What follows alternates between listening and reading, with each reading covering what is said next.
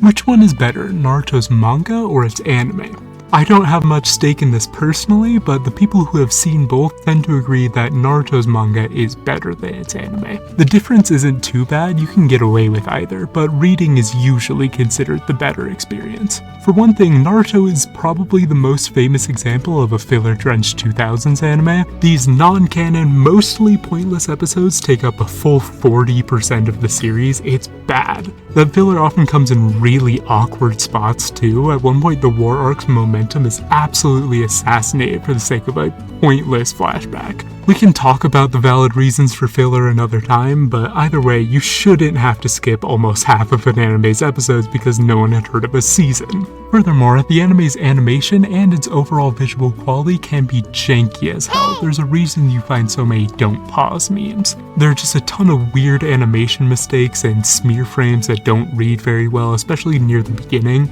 It also came out a quarter of a century ago, meaning that most of it isn't exactly in 4K. Naruto's manga isn't a work of genius by comparison, there are still problems, but it holds up a lot better.